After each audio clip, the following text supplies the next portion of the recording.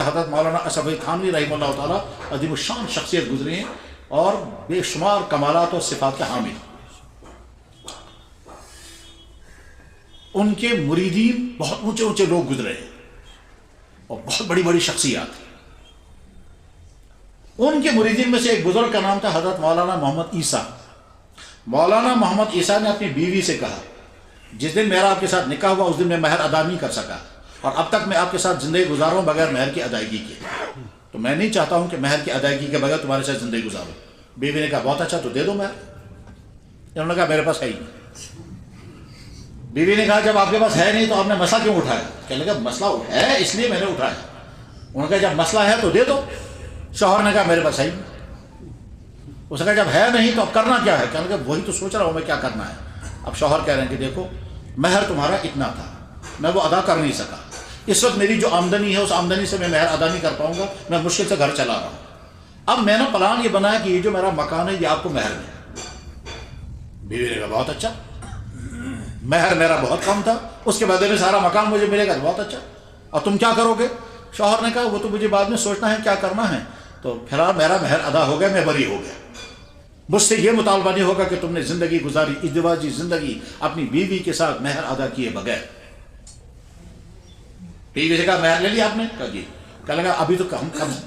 شوہر گھر سے باہر نکل گیا، باہر سے اطلاع کر رہے ہیں مکان آپ کا ہے؟ انہوں نے کہا جی میرا ہے. اجازت ہے اندر آنے کی؟ کہ ہاں اجازت ہے اندر آنے کی. کہ اب تک مکان میرا تھا، بعد کے بعد آپ کا ہے، آپ کی اجازت سے میں اندر آگے. اندر آنے کے بعد کہا اب سنو اصلی مسئلہ.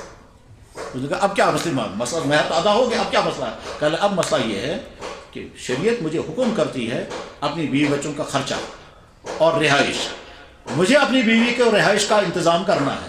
میرے پاس مکان تھا وہ خرچ ہو گیا، وہ تو میں نے ایک قرض دار کو دے دیا. اس نے کہا کون قرض دار؟ کہنے لگا اب.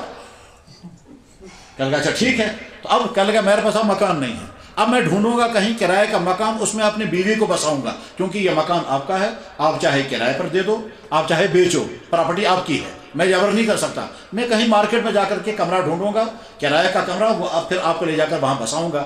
لیکن مجھے خیال یہ آتا ہے کہ بجائے اس کے کہ کہیں اور میں کرائے کا کمرہ لے لوں، میں آپ سے درخواست کرتا ہوں یہ مکان آپ مجھے کرائے پر دے دو اور اس کے بعد میں اپنی بیوی کو اس میں بتاؤں گا.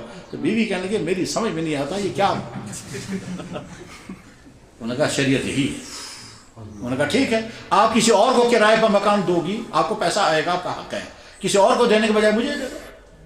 انہوں نے کہا ٹھیک ہے آپ ہی لے لو، کرایہ طے کر دو. کہنے لگا کرایہ طے کرنے کے لیے مجھے مارکیٹ کا ریٹ دیکھنا پڑے گا، میں ظلم نہیں کرنا چاہتا.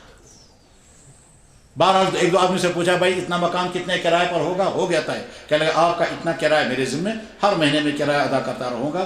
جناب موت تک مولانا محمد عیسیٰ اپنی بیوی کو کرایہ دیتے ہیں. مالی معاملات بھی کو صاف رکھنے چاہیے. کم کھاؤ حلال کھاؤ، سیدھے سادھے کمرے میں رہو مگر اپنے میں رہو. دوسروں کی پراپرٹی دبا کر کے رکھنا، دوسرے بھائی کا حق سا، بہنوں کا حصہ، بہنیں بھائیوں کا حصہ دبا کر کے رکھیں گی. ٹھیک یہاں کے بہت سارے والدین ان کا رجحان بیٹی کی طرف زیادہ ہوتا ہے تو بیٹوں کو ظلم کرتے ہیں، وہ بھی مجھے معلوم ہے. بہت سارے والدینوں کا رجحان یہاں بیٹیوں کی طرف ہوتا ہے اور اپنے بیٹوں پر وہ ظلم کرتے ہیں اور چپکے چپکے چیزیں پہنچائیں گے اس کو. یہ بھی یہاں ہوتا ہے. اور بیٹی سمجھ لے مجھے مل رہا ہے، اس کے بعد پھر اگر بیٹی اور اس کی گھر کی بہو کا ٹکراؤ شروع ہو گیا تو اور زیادہ مشکلات ہیں. اور اگر ساس اور بہو کا ٹکراؤ شروع ہوگا تو بہت بڑا بحران ہے، وہ تو عالمی بحران ہے. اس عالمی بحران کو آج تک کوئی حل ہی نہیں کر سکا. ساس و بہو کے جھگڑے، اس میں ساسوں کے ذریعے سے بہوؤں پر جو مالی ظلم ہوتے ہیں وہ بڑے عجیب ہوتے ہیں. مالی ظلم، ان کی چیزیں غائب کر دیں گے. اے شمین میں بچہ محمد چون کا پر ملو، تیرے بیٹے نے لایا اپنی بیوی کو دیا. یہ کہتی مین بچہ محمد سکے کم برا قدم ہے، تمہارے بیٹے نے لایا بیوی کو دیا، آپ کیسے چھین رہے ہو؟ کہ لگا میرے بیٹے نے لایا لہذا میرا حق ہے، اٹھا کے چھین کے لے گئے.